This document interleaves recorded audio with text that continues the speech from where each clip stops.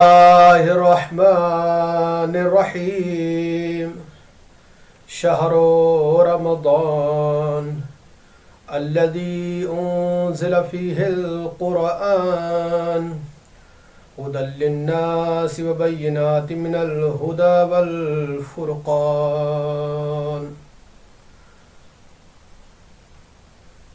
تمام سامعین محترم اور ناظرین گرامی کی خدمت میں السلام علیکم ورحمۃ اللہ وبرکاتہ۔ ماہ مبارک رمضان اپنی تمام فضیلتوں کے ساتھ ہمارے درمیان موجود ہے۔ ماہ رمضان قمری سال کا 9واں مہینہ ہے۔ باقی تمام مہینوں میں اور رمضان مبارک کے مہینے میں ایک بنیادی فرق ہے، اور وہ یہ ہے کہ انسان باقی 11 مہینے خدا کی رحمت کا متلاشی رہتا ہے، خدا کی رحمت کی جستجو میں رہتا ہے، لیکن جیسے ہی فلک پر رمضان مبارک کا چاند ظاہر ہوتا ہے تو وہی انسان کہ جو خدا کی رحمت کا متلاشی تھا، خدا کی رحمت اس کی متلاشی ہو جاتی ہے، خدا کی رحمت اس کی جستجو کرنے لگتی ہے۔ شہر الاسلام، اسلام کا مہینہ، شہر القیام، قیام کا مہینہ، پاکیزگی کا مہینہ، شہر و عبادہ و قیام، عبادت اور قیام کا مہینہ، وہ مہینہ کہ جس میں قرآن مجید نازل ہوا، جو لوگوں کے لیے ہدایت اور حق و باطل کے امتیاز کی روشن صداقت لے کر آیا۔ تمام مہینوں پر اس کی فضیلت و برتری کو آشکار بنا دیا۔ انما سمی رمضان لأن رمضان یرمض الذنوب، ماہ رمضان کو ماہ رمضان کیوں کہتے ہیں؟ بہت سے اقوال نقل ہوئے ہیں۔ رمضان المبارک کو رمضان مبارک اس لیے کہا جاتا ہے کہ اس مہینے میں گناہ جل جاتے ہیں، اس مہینے میں گناہ مٹا دیے جاتے ہیں، اس مہینے میں گناہ جھلس جاتے ہیں۔ اور کیوں نہ ہو؟ کیونکہ اس لیے کہ رمضان مرکب ہے 5 سے، اور یہ 5 کا عدد ایسا ہدایت اور نجات دینے والا عدد ہے کہ جو بھی اس 5 سے متمسک ہو گیا اس کی دنیا بھی سنور گئی، اس کی آخرت بھی سنور گئی۔ تو یہ رمضان المبارک، اس میں را، میم، ضاد، الف، نون 5 حروف سے مل کر لفظ رمضان وجود میں آیا ہے۔ پنجے تن پاک وہ ہستیاں ہیں کہ اگر آدم علیہ السلام کو نجات ملتی ہے تو انہی کے صدقے میں ملتی ہے۔ قرآن مجید کو اٹھا کر دیکھ لیجئے کہ اس میں یہ واقعہ ذکر ہے، اختصار کے ساتھ، کیونکہ ٹائم بہت کم ہے اور موضوع کو سمیٹنا ہے، لہذا قرآن مجید میں انبیاء کو اگر کسی مشکل سے نجات ملی ہے تو پنجتن پاک کے صدقے میں ملی ہے۔ تو میں عرض کر رہا تھا کہ رمضان الکریم گناہوں کو جلا دیتا ہے. ایک تو رمضان المبارک کا مہینہ گناہوں کو جلا دیتا ہے، اور ایک اور ایسی چیز ہے کہ جو گناہوں کو جلا دیتی ہے، اور وہ ہے محبت علی.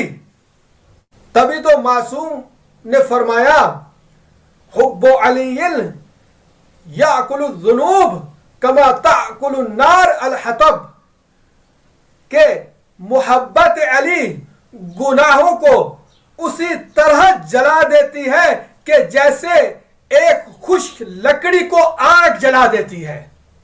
محبت علی ہر ایک کو نصیب نہیں ہوتی. ہمیں تو خدا کا شکر ادا کرنا چاہیے کہ پروردگار نے ہمارے دلوں کو محبت علی سے بھر دیا. امام باقر علیہ الصلوۃ والسلام کا ارشاد گرامی ہے. امام علیہ الصلوۃ والسلام کہتے ہیں لا تقولوا ھذا رمضان. روایت طویل ہے، میں آخری حصہ پڑھوں گا کہ امام علیہ الصلوۃ والسلام نے اس روایت کے شروع میں کہا کہ لا تقولوا ھذا رمضان. کیوں؟ فإن رمضان اسم من اسماء اللہ تعالی. کہ امام علیہ الصلوۃ والسلام نے فرمایا کہ نہ کہا کرو یہ رمضان ہے، اور رمضان گیا اور آیا، اس لیے کہ رمضان اللہ تعالیٰ کے ناموں میں سے ایک نام ہے، بلکہ اسے شہر و رمضان کے نام سے پکارا کر. اللہ اکبر. ماہ مبارک رمضان اور ہم، آخر کیا وجہ ہو سکتی ہے کہ خداوند کریم نے اسی ماہ مبارک رمضان میں روزوں کو واجب کیا؟ باقی مہینے تھے کسی ایک مہینے میں واجب کر دیتا، اس مہینے میں واجب کیوں کیا؟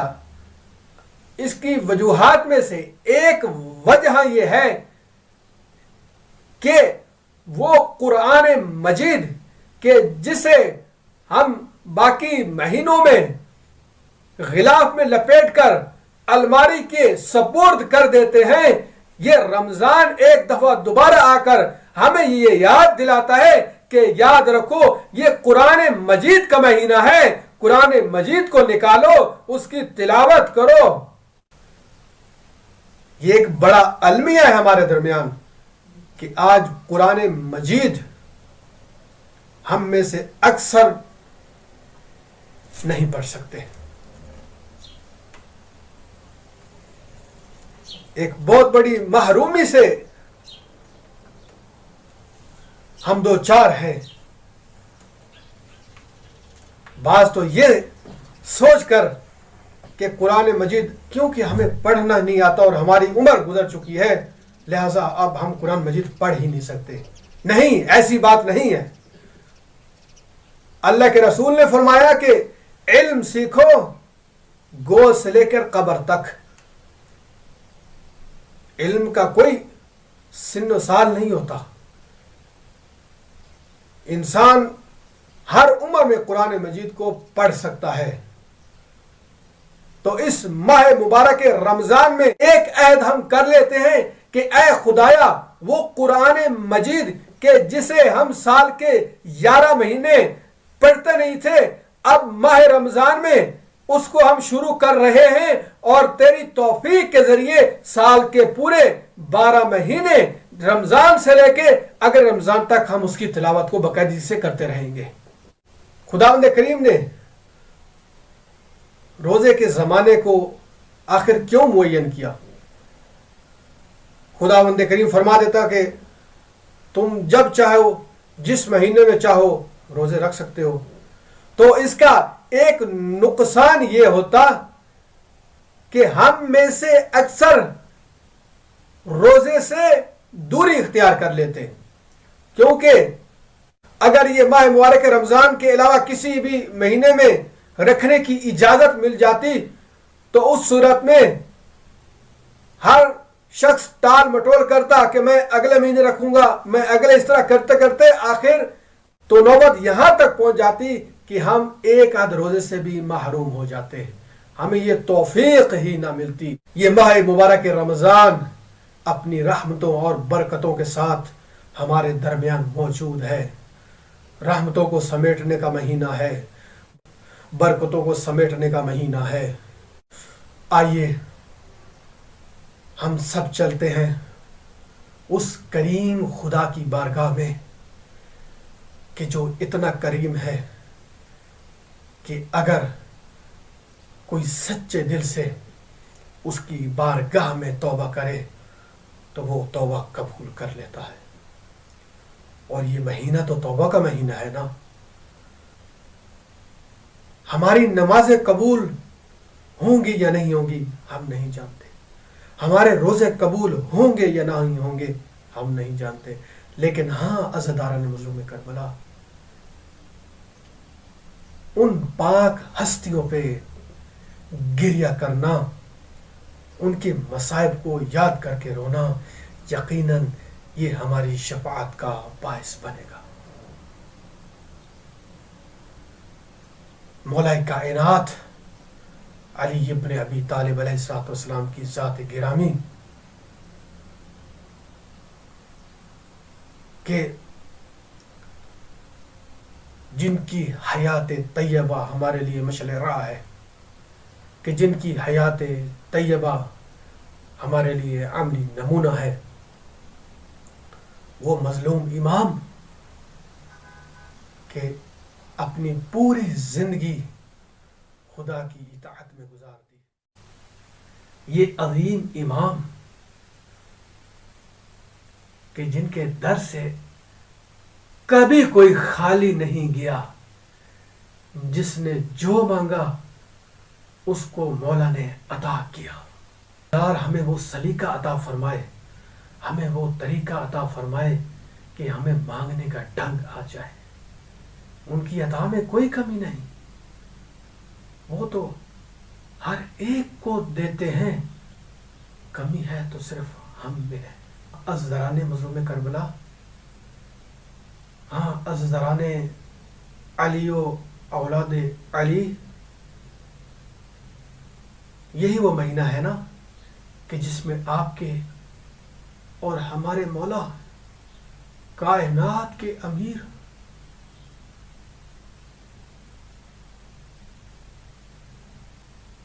کہ جو عبادت میں مشغول تھے اور عبادت میں ہم کو شہید کر دیا گیا۔ اللہ اکبر۔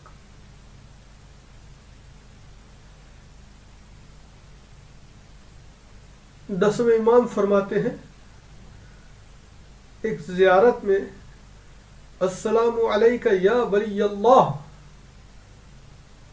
انت اول المظلوم، اے اللہ کے ولی آپ پر سلام ہو کہ آپ وہ پہلے مظلوم ہیں کہ جن کے حق کو غصب کیا گیا۔ عزاداران مولا کائنات،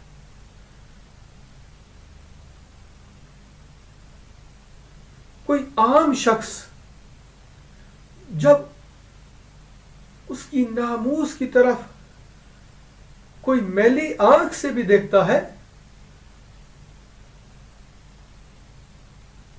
تو یہ اس کو برداشت نہیں ہوتا۔ ذرا سوچئے، تصور کیجئے کہ مولا کائنات علی علیہ السلام کے سامنے ان کی زوجہ پر ظلم ہوتا رہا اور مولا نے صبر کے دامن کو اپنے ہاتھ سے نہ چھوڑا۔ کیا علی طاقتور نہ تھے؟ کیا خیبر و خندق کے یہ فاتح نہیں تھے؟ لیکن حالات ایسے ہو گئے تھے کہ مولا کو صبر کرنا پڑا۔ ہاں عزاداران مظلوم کربلا، 19 کی وہ شب کہ جس میں مولا کائنات اپنی بیٹی کے گھر مہمان تھے۔ مولا کائنات حجرے سے باہر تشریف لاتے ہیں، آسمان کی طرف نظر کرتے ہیں، یقیناً مولا اس وقت کا انتظار کر رہے ہیں کہ جب مولا کائنات کو شہادت عظمیٰ حاصل ہوگی۔ میں مختصر کر دیتا ہوں۔ مولا کائنات مسجد کوفہ میں داخل ہوئے۔ داخل ہونے کے بعد مولا نے مسجد میں جو آرام کر رہے تھے، جو سوئے ہوئے تھے، سب کو جگایا۔ اس کے بعد مولا اذان کے لیے بلند ہوئے اور مولا کائنات نے اذان دی۔ مجھے ایک اور اذان یاد آ گئی۔ کربلا کا میدان تھا، روز عاشورہ ابھی نمودار نہیں ہوا تھا۔ صبح کی اذان کا وقت آیا۔ امام حسین علیہ السلام نے اکبر کو بلایا اور کہا، اے اکبر، اے اکبر، آج مجھے نانا کی وہ اذان تو سنا دو، مجھے اپنے نانا کی بہت یاد آ رہی ہے۔ علی اکبر نے اذان دی، وہاں بھی علی تھا، یہاں بھی علی ہے۔ آج آخری اذان دے رہے ہیں۔ اذان دینے کے بعد مولا اپنی عبادت میں مشغول ہو گئے۔ ابھی مولا عبادت میں مشغول تھے کہ ابن ملجم ملعون آگے بڑھا، تلوار کو نیام سے نکالا، ایک ضربہ مولا کے سر اقدس پر لگائی۔ میں کہوں گا یہ ضربت علی کے سر پر نہیں لگی، اسلام کے سر پر لگی۔ حضرت علی علیہ السلام نہ جانے کیسے مولا کائنات کو گھر کی طرف لایا گیا، لیکن جیسے گھر کے قریب پہنچے مولا کائنات نے آخر کیوں کہا اپنے صحاب کو کہ تم گھروں کو لوٹ جاؤ؟ یقیناً وجہ تو یہی ہوگی نا کہ مولا جانتے تھے کہ جب میں گھر میں داخل ہوں گا اور میری مستورات جب مجھے اس حالت میں دیکھیں گی تو ان سے برداشت نہیں ہوگا، ان کی گڑیا کی آواز بلند ہوگی،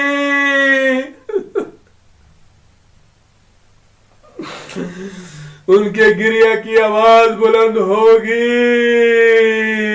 مجھ علی کو یہ گوارا نہیں، ناموس کی آواز کوئی نہ محرم سنے۔ میں کہوں گا یا علی کربلا تو چلیے، دیکھیے کس طرح آپ کی ناموس کے سروں سے چادریں اتار لی گئی، ہاتھوں میں رسن ڈالے، کربلا سے کوفہ، کوفہ سے شام پھرایا گیا۔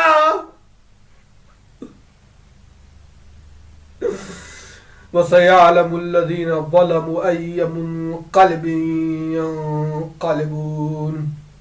السلام علیکہ یا اول المظلوم۔ الہی بحق محمد وآل محمد علیہ السلام، بحق مولا کائنات علی علیہ السلام کے صدقے میں جتنے بھی مومن اہل بیت کے چاہنے والے دنیا کے جس کونے خطے میں آباد ہیں، ان کے مال، جان، عزت، آبرو، ناموس کی حفاظت فرما۔ پروردگار، آج عالم اسلام ایک موذی مرض کرونا وائرس میں مبتلا ہے۔ پروردگار، جتنے بھی مومنین اور مومنات اس مرض میں مبتلا ہیں ان کو سب کو جلد سے جلد شفائے کلی عطا فرما اور باقی تمام کی حفاظت فرما۔ پروردگار، صحیح معنوں میں تیرے دین کو سمجھنے کی، اس پہ عمل کرنے کی، دنیا کے کونے کونے تک پہنچانے کی توفیق عنایت فرما۔